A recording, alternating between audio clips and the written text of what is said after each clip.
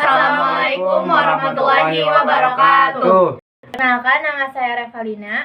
Nama saya Salma Zahra. Nama saya Salsabila Aulia. Dan nama saya Muhammad Bulana Mansur. Pada kesempatan kali ini, kami akan menjelaskan mengenai peran HRD terhadap perusahaan bisnis sebagai tugas dari mata kuliah Sistem Informasi Manajemen dengan dosen pengampu Bapak Andi Juniarso, SE, MM, MBA. Yang pertama, kita akan membahas peran dan kontribusi HRD. Kegunaan pokok dari Sistem Informasi Manajemen SDM adalah mencatat dan mengelola data informasi karyawan perusahaan sejak rekrutmen, pelatihan, pengembangan, data mutasi, prestasi, dan data pensiun. Klasifikasi Sistem Informasi HRD.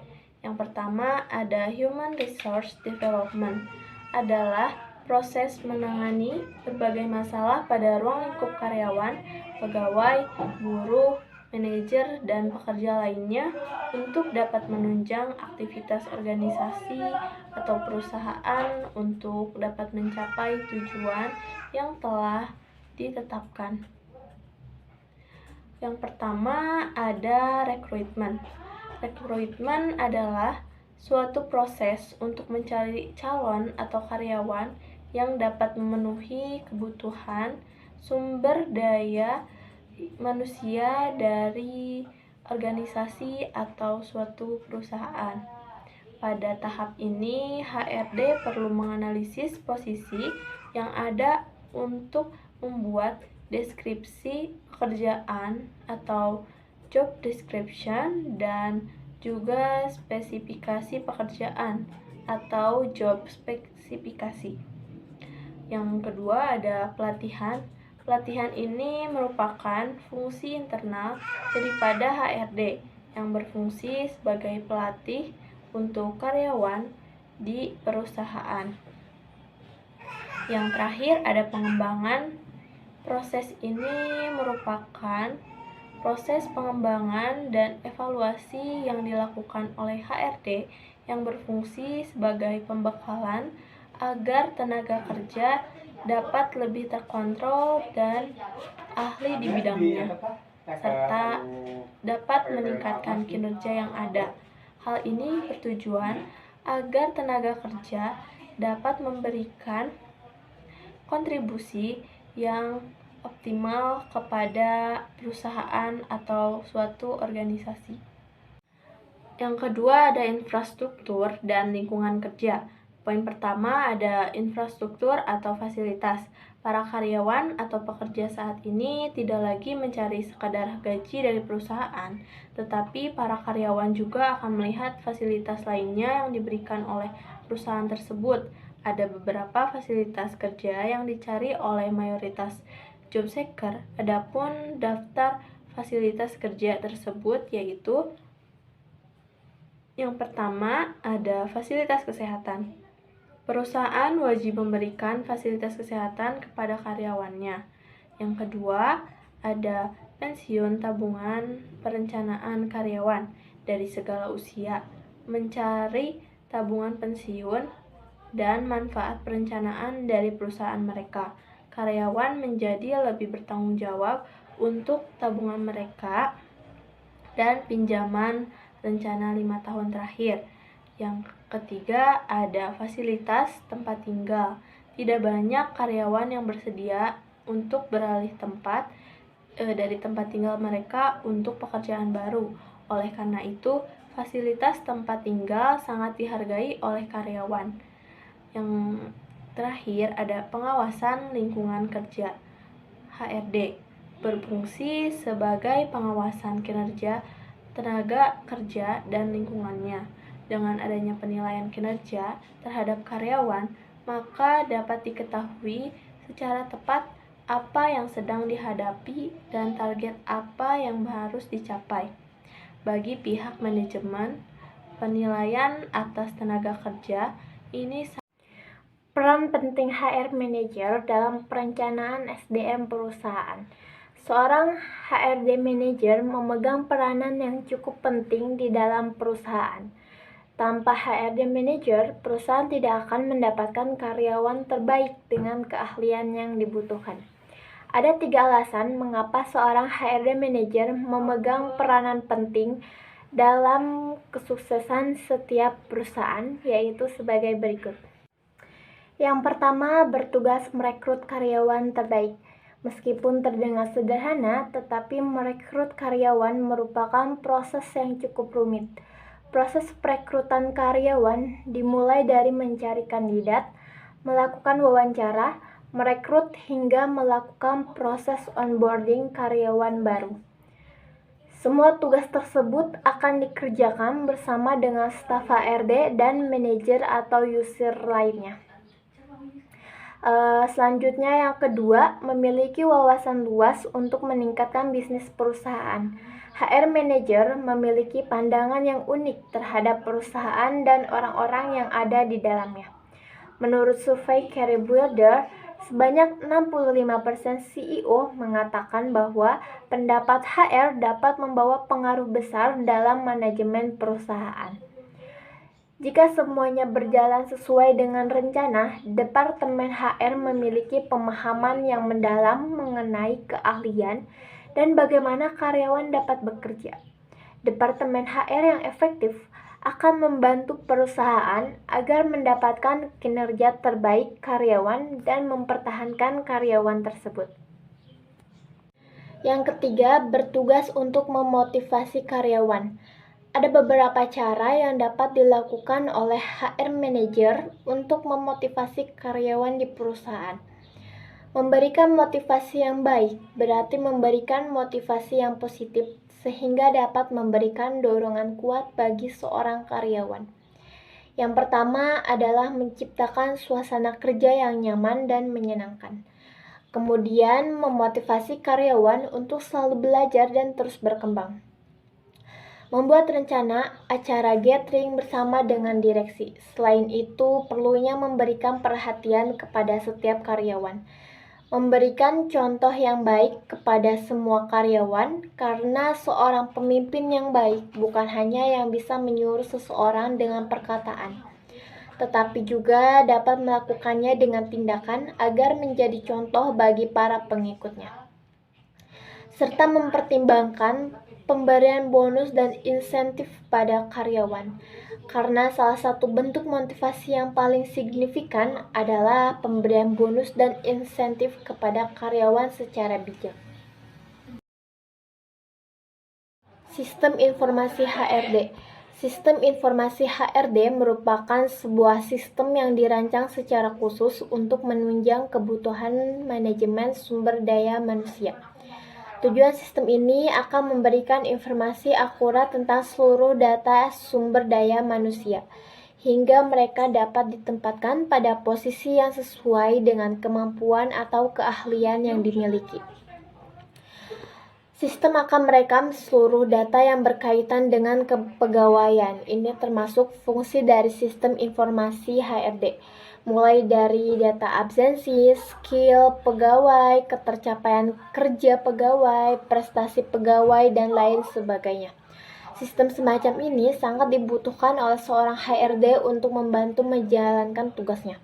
Terlebih jika memang berkaitan dengan upaya untuk mengembangkan perusahaan, maka sistem informasi HRD sangat baik untuk digunakan. Sebab dengan adanya sistem, seorang HRD dapat memiliki sumber daya manusia yang sesuai dengan keahlian di bidangnya. Tidak hanya soal kinerja pegawai, penggunaan sistem informasi HRD ini juga akan memberikan kemudahan bagi HRD untuk menambah dan mengurangi karyawannya. Berdasarkan informasi yang diperoleh dari sistem, maka HRD dapat mengambil tindakan untuk melakukan perekrutan baru atau mengurangi jumlah pegawai yang ada. Tentunya hal ini pun mengacu kepada kebutuhan dan kemampuan perusahaan dalam mengakomodir setiap pegawai. Selanjutnya ada peranan-peranan sistem informasi bagi perusahaan.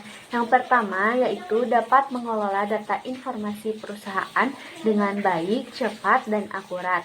Yang kedua yaitu menghindari kesalahan fatal akibat kelalaian yang dilakukan pada kegiatan manual. Yang ketiga yaitu kemudahan manajemen perusahaan, baik dari segi waktu, kemudahan, dan keefektifan. Yang keempat, perusahaan akan lebih peka dengan adanya kekeliruan dan kelengkapan informasi data pada perjalanan bisnis perusahaan. Nah, sehingga segala upaya untuk perbaikan dan evaluasi ini bisa segera dilakukan. Selanjutnya, mengendalikan kinerja bisnis supaya lebih cepat dengan pendayagunaan waktu yang efektif dan maksimal.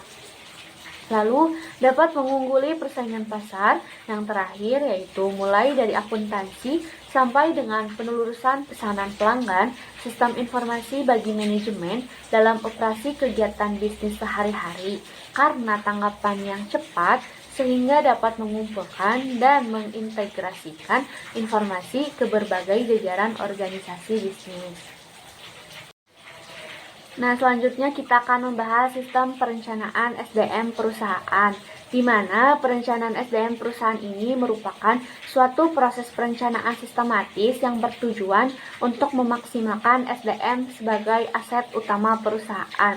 Perencanaan SDM ini banyak sekali manfaatnya, yaitu dapat membantu tim HRD dalam mengantisipasi kebutuhan tenaga kerja dengan berbagai kualifikasi di kemudian hari. Selain itu, tim HRD juga dapat bekerja secara proaktif dalam menemukan kandidat yang sesuai. Nah, selain itu juga dapat memungkinkan tim HRD untuk mengidentifikasi, memilih, dan mengembangkan kompetensi atau tenaga kerja yang dibutuhkan oleh perusahaan. Secara garis besar, ada beberapa proses perencanaan SDM yang dibagi menjadi 4 langkah. Yang pertama yaitu menilai persediaan tenaga kerja yang dimiliki oleh perusahaan saat ini. Nah, penilaian ini tuh termasuk studi komprehensif dari berbagai aspek seperti jumlah, skill, kompetensi, kualifikasi, pengalaman, usia, jabatan, banyak sekali ya, dan lain sebagainya. Nah, lanjut yang kedua yaitu menganalisa kebutuhan tenaga kerja yang di masa yang akan datang. Nah, dalam langkah ini, berbagai variabel HR itu seperti pengurangan SDM, lowongan yang akan dibuka, promosi jabatan, mutasi karyawan, dan lain-lain itu seharusnya dimasukkan ke dalam pertimbangan. Karena selain itu, variabel tidak terduga, contohnya seperti pengunduran diri, serta pemecatan juga dapat dijadikan bahan pertimbangan dalam analisa. Selanjutnya yang ketiga yaitu membuat perkiraan permintaan tenaga kerja. Nah, tim HRD ini dapat mencocokkan tenaga kerja yang dimiliki perusahaan. Seperti membuat demand forecast atau perkiraan permintaan. Adapun proses perencanaan yang terakhir yaitu menyusun strategi dan melakukan implementasi pencarian tenaga kerja. Nah, di proses perencanaan yang keempat ini, strategi yang dibuat itu harus mampu memberikan solusi bagi kekurangan masalah SDM di perusahaan. Tim HRD ini tuh dapat melakukan relokasi, rekrutmen, pelatihan, manajemen SDM, hingga melakukan perubahan kebijakan terkait SDM. Selanjutnya yaitu prinsip utama perencanaan sumber daya manusia di perusahaan. Perencanaan sumber daya manusia diperlukan untuk mengetahui apakah saat ini sumber daya manusia cukup, terlalu banyak, atau bahkan terlalu sedikit. Karena sumber daya manusia yang terlalu banyak menyebabkan inefisiensi biaya. Sebaliknya, jika sumber daya manusia terlalu sedikit, memungkinkan munculnya beban kerja yang terlalu besar yang bisa jadi menyebabkan terjadinya turnover pegawai. Secara prinsip perencanaan sumber daya manusia harus dimulai dari pendayagunaan secara efektif dan efisien.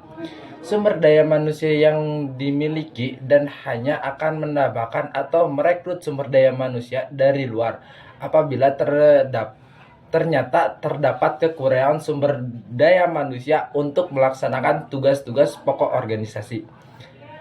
Di samping itu, perencanaan sumber daya manusia juga merupakan proses menetapkan strategi untuk memperoleh, memanfaatkan, mengembangkan, dan mempertahankan sumber daya manusia sesuai dengan kebutuhan organisasi sekarang dan mengembangkan di masa depan.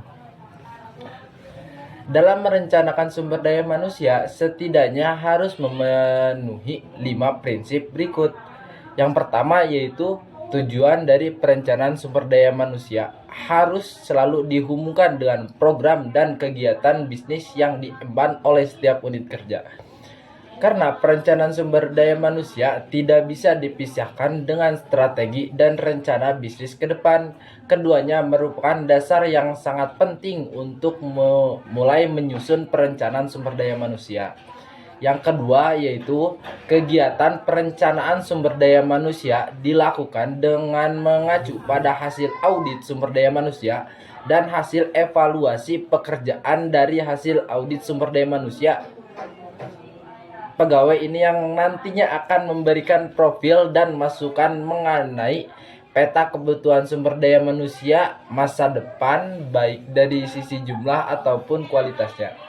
Yang ketiga yaitu harus dilakukan penetapan persyaratan atau kualifikasi sumber daya manusia yang akan dipergunakan dalam rekrutmen dan seleksi. Karena perencanaan sumber daya manusia yang baik selalu diawali dengan menetapkan kualifikasi sumber daya manusia yang jelas dan diterapkan secara konsisten dalam proses rekrutmen. Selanjutnya yaitu yang keempat, perencanaan sumber daya manusia harus didasarkan pada prediksi yang cukup akurat dan dilakukan secara kontinu mengenai pola demand and supply tenaga kerja baik pada sisi internal perusahaan ataupun sisi eksternal. Yang kelima yaitu atau yang terakhir, organisasi mesti memiliki mekanisme untuk mengukur efektivitas proses perencanaan sumber daya manusia yang dilakukannya. Umpan balik diperoleh untuk meningkatkan mutu perencanaan di masa mendatang. Sekian materi yang dapat kita sampaikan. Terima kasih atas perhatiannya. Mohon maaf bila masih banyak kesalahan dan kekurangan karena kita masih dalam proses belajar. Wabillahi taufiq wal hidayah. Wassalamualaikum warahmatullahi wabarakatuh.